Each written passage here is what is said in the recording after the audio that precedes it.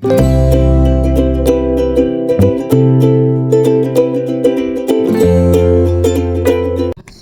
halo, salam sejahtera Malaysia. Selamat datang ke channel Fels Lifestyle. Terima kasih kerana terus setia dan terus bersama di dalam channel ini.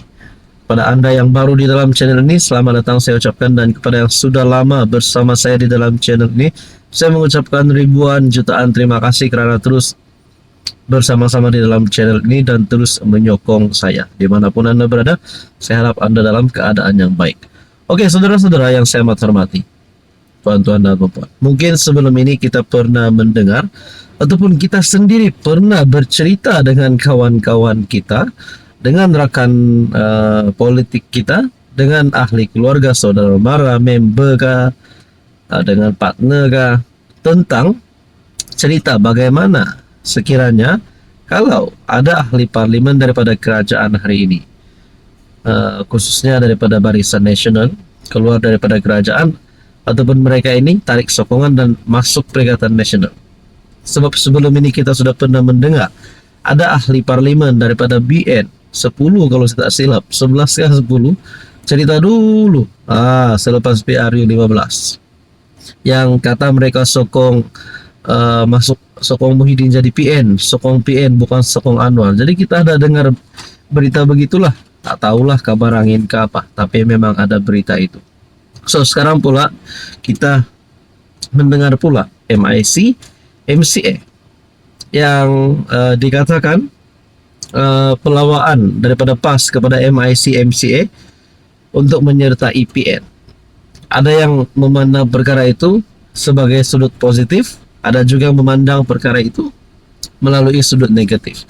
Oke, sebelum saya teruskan, saya perkenalkan kepada Anda, ini adalah terapi imun. Kepada Anda di luar sana yang ada masalah kesehatan, penyakit berulang, penyakit darah tinggi, kencing manis, kolesterol, diabetes, gout, gastrik, penyakit melibatkan kulit, penglihatan, penyakit melibatkan jantung, buah pinggang, dan apa sahaja jenis penyakit yang Anda sudah lama alami. Mungkin ini adalah jawapan kepada doa Anda, kepada cita-cita Anda untuk terus sihat. Ini adalah terapi imun. Produk ini adalah untuk sistem imun badan Anda. Bila sistem imun badan Anda cantik semula, diseimbangkan semula, tidak bercelaru, sistem imun badan Anda dapat melawan pelbagai jenis penyakit. Kepada Anda di luar sana yang ingin mendapatkan maklumat lebih tentang terapi imun, Anda boleh menghubungi saya di nomor yang tertera. Saudara-saudara, bayangkan kalau BN ataupun MIC MCA menyertai Perikatan Nasional. Adakah dengan ini Zahid sebagai pengurusi Barisan Nasional boleh jadi calon Perdana Menteri daripada gabungan itu? Adakah PRU 16 bakal diadakan tidak lama lagi sekiranya BN menyertai PN? Adakah Anwar hilang sokongan sekiranya BN menyertai PN?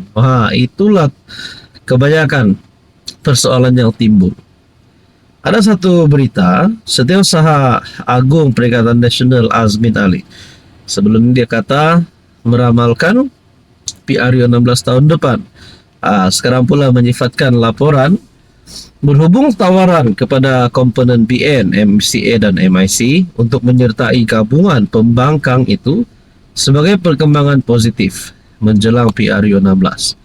Azmin yang juga Setiausaha Agung Bersatu berkata, Perikatan Nasional mengalu-alukan mana-mana parti politik atau individu yang mendukung idealisme serta perjuangan gabungan itu untuk memperbetulkan keadaan yang semakin rosak dalam negara. Sudah tentu dengan gabungan pengalaman dan ilmu yang ada di kalangan parti-parti, khususnya MCA dan MIC, ianya dapat memperkukuhkan lagi tapak sokongan rakyat kepada PN maupun gabungan PN bersama parti-parti lain dalam kerjasama politik menjelang PRU akan datang. Di tengah-tengah ketidakpuasan hati dalam MCA dan MIC, Timbalan Presiden PAS Tuan Ibrahim menjemput kedua-dua parti tersebut untuk bergabung. sambil mengambil maklum kekecewaan mereka kerana dibiarkan tanpa perwakilan dalam kerajaan. So, kalaulah Anda ini wakil daripada MIC ataupun MCA, apa yang Anda akan lakukan? Apa yang Anda akan lakukan? Silakan komen di bawah. Hai, hello, salam sejahtera Malaysia. Selamat datang ke channel Fels Lifestyle. Terima kasih kerana terus setia dan terus bersama di dalam channel ini. Ada satu saya nak share kepada Anda, satu perkongsian. Mungkin sebelum ini kita sudah pernah mendengar berkali-kali episod cerita berita tentang rasuah, penyelewengan dana, sakau sana sini, jangankan yang terkini. Sedangkan sebelum ini pun banyak berita tentang rasuah, penemuan timbunan wang, barang kemas dan macam-macam lagi. Kita juga pernah mendengar ada akaun yang dibekukan. Kali ini saya nak share kepada Anda satu lagi penemuan yang melibatkan RM218 juta yang melibatkan 14 syarikat. Di mana? Yang pasti berita ini menggemparkan seluruh kepimpinan politik. Tak kisahlah Mahathir kah, Muhyiddin kah, Anwar Ibrahim sekalipun sebagai PM. Pasti mereka sebagai pemimpin yang berjiwa rakyat, pemimpin yang tulus, mereka pasti tidak suka tentang rasuah. Pasti nak lawan rasuah. Jadi ini adalah satu berita yang saya nak share kepada Anda. SPRM siasat 14 syarikat, salah guna lesen import, beku akaun bank RM218 juta. Sebelum saya teruskan, saya nak share kepada Anda, ini adalah terapi imun. Produk ini adalah molekul imun, molekul bijak. Pada Anda di luar sana yang sudah penat berulang kali ke hospital, makan ubat tapi tak pandai sembuh-sembuh, saya rekomenkan kepada Anda, mungkin ini adalah jawapan kepada doa Anda. Ini bukan obat, tapi ini adalah terapi imun. Produk ini khas untuk meningkatkan, menyeimbangkan dan juga mendidik sistem imun badan Anda menjadi bijaksana, menjadi kuat untuk melawan pelbagai jenis penyakit. Pada Anda yang berminat tentang terapi imun, Anda boleh menghubungi saya di nombor yang tertera. Oke, baik, saudara-saudara, satu penemuan besar. SPRM membekukan RM218 juta akaun bank milik individu dan syarikat, serta menggantung beberapa lesen import yang disalahguna dalam kegiatan import rokok, tembakau dan cerut secara tidak sah.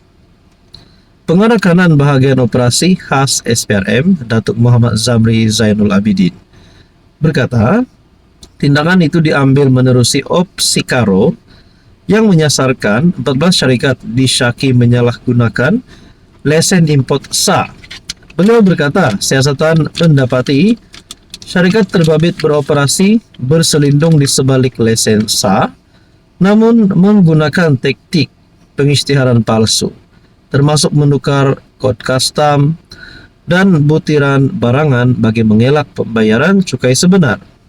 Selain pengisytiharan palsu, sindiket ini juga dipercayai terbabit dalam penyeludupan tembakau, cerut, rokok dan minuman keras yang disimpan di gudang persendirian sebelum diedarkan ke pasaran, katanya dalam kenyataan. Muhammad Zamri berkata, siasatan juga memberi fokus kepada peranan ejen penghantaran yang dipercayai beroperasi tanpa lesen dan terlibat dalam penyelewengan serta penipuan dokumen bagi membantu memudahkan aktiviti haram berkenaan. Beliau berkata, kegiatan sindiket itu dipercayai menyebabkan kerugian lebih 250 juta hasil cukai kerajaan bagi tempoh 2020 sehingga 2024. Kes seperti ini menjadi skop utama kerana ia menjejaskan hasil negara. Jadi saudara-saudara yang saya hormati, berkaitan dengan isu ini, apa komen Anda?